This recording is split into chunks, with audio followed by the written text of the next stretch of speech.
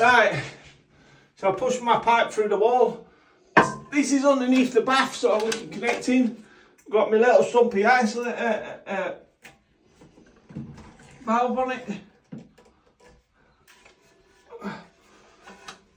Pull that towel underneath there, because I'm struggling and Lee just likes watching me struggle.